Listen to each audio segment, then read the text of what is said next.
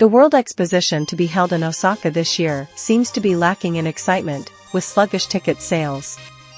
However, when it was held 55 years ago in 1970, it was a great success, attracting far more visitors than expected. Despite the rapid growth of automobile transportation at that time, it was still just after the opening of the Tomei Expressway. The Japan National Railways, JNR, was responsible for passenger transportation, and the challenge was how to handle the increase in passenger traffic for the exposition. 6 years before this exposition, Japan hosted the first Olympics in Asia in Tokyo, which symbolized post-war reconstruction and was a significant event to showcase to the world. That same year, the Takeido Shinkansen, which would later be praised as the Shinkansen of the century and change the flow of railways worldwide, was realized. It was also a time when new trends in transportation emerged, such as the opening of the Tokyo monorail and the Metropolitan Expressway. In terms of passenger transportation, the number of spectators was still low, and the role played by the JNR was not significant. However, the rapid economic growth that followed greatly changed people's economic power and preferences, significantly increasing interest in large-scale events. This led to a substantial increase in the number of spectators, and the transportation of these visitors became a major issue. The JNR was actively modernizing and speeding up its power, and the timetable revision of 1968 was considered the culmination of these efforts. To address this transportation demand, the JNR predicted the number of visitors during the exposition would be between 28 and 37 million, far exceeding the 15 times more than during the Tokyo Olympics. They estimated that the Shinkansen would handle 3.35 to 4.14 million of these visitors, and planned to increase the number of Shinkansen trains accordingly. They decided to operate the Hikari, with 16 car formations, running 3 trains per hour, and the Kodama, with 12 car formations, running 6 trains per hour. As a result, 216 new Shinkansen cars were manufactured. Along with this, stations, rolling stock depots, and power facilities were also enhanced. In October 1969, a timetable revision was implemented to accommodate the exposition, and additional new cars were introduced, completing the 16 car formations for all Hikari trains. This increased the transportation capacity by 34,000 people, ensuring that the Shinkansen could handle the demand. However, the estimated number of visitors was later revised upwards, reaching a total of 50 million, far exceeding the initial forecast. Measures to address this increased demand were rapidly implemented. For conventional lines, the JNR planned to increase transportation capacity to Hokuriku, Takeido, Sanayo, and Kyushu areas. They expected many day-trip passengers to Hokuriku, Takeido, and the Sanayo main line up to Okayama, and planned the timetable accordingly. They utilized the schedules of seasonal and extra trains that were originally set and increased the number of extra trains. A significant issue in this plan was the availability of rolling stock. Facing a severe deficit, the JNR saw potential in the Shinkansen trains, making aggressive investments to enhance both rolling stock and facilities. However, it was clear that after the exposition, the transportation system would return to its usual state. There was no economic leeway to increase the rolling stock for a temporary surge in demand.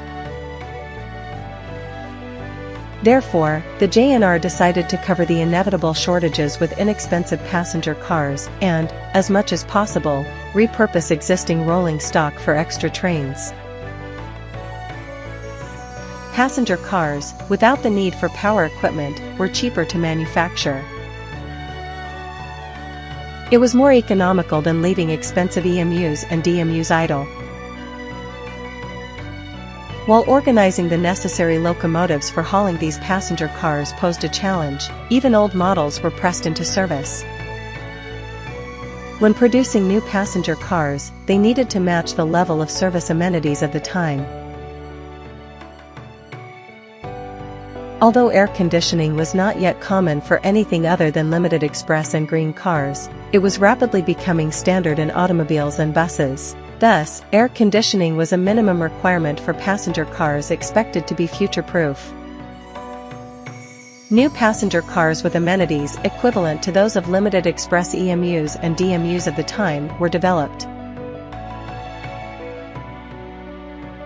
The new passenger car group, including the ones called OHA 12, featured amenities on par with the then latest Kiha 65 DMUs and represented a modern leap from the older Type 10 passenger cars used for express services.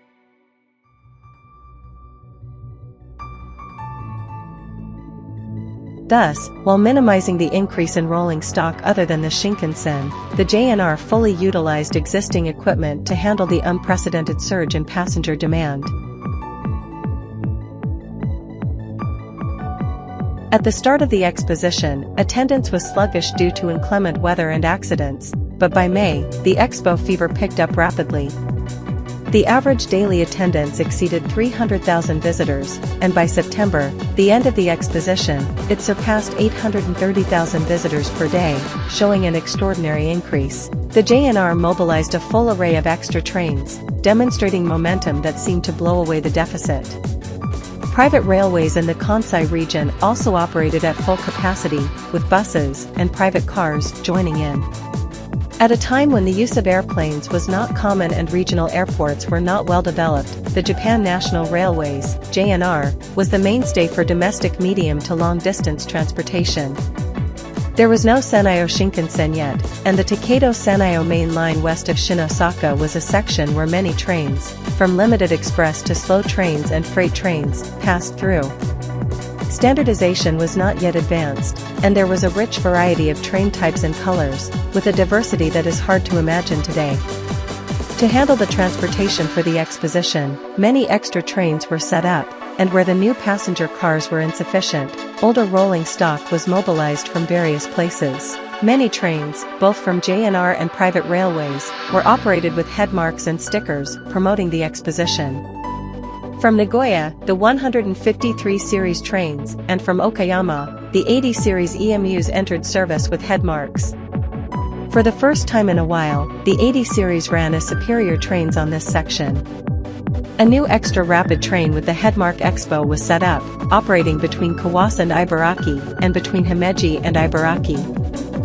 To supplement the shortage of rolling stock, the 113 series from the Yokosuka line were borrowed, resulting in the sight of the blue and cream-colored 113 series running on the JNR lines in the Kaihanshin area. These trains were treated as superior trains with limited stops, running on the main lines, and their express service was well received, leading to the eventual birth of the new rapid service.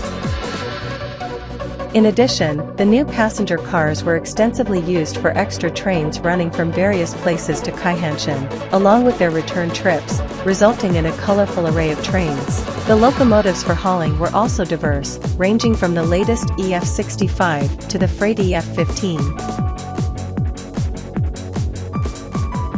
The sight of various old and new trains running together must have looked like a model train exhibition. During the exposition, the number of visitors exceeded 64 million, and the unexpected number of people remaining until the closing of the venue required additional transportation measures. Special measures included running extra trains at later times and operating Shinkansen trains past midnight. The Osaka Expo was a great success, with a total of around 40 million railway users, including both JNR and private railways. Out of these, 22 million used the JNR, and the Shinkansen alone was used by 10 million visitors. The number of extra Shinkansen trains planned was 2,023, which was 5.4 times more than the previous year, and with the additional extra trains, it became a large-scale operation, 7 times more than the previous year. It was truly an event that could not have been accomplished without the railways. In short-distance transportation, private railways in the Kaihanshin area played an active role. However, for medium to long-distance transportation connecting regional areas to Osaka, it was predominantly the JNR's domain. This situation allowed the railways to reassert their social role and importance by successfully meeting the far higher than expected transportation demand. However, after the Expo fever subsided, transportation demand returned to normal. Under the Discover Japan slogan, the JNR actively utilized mass media centered on television.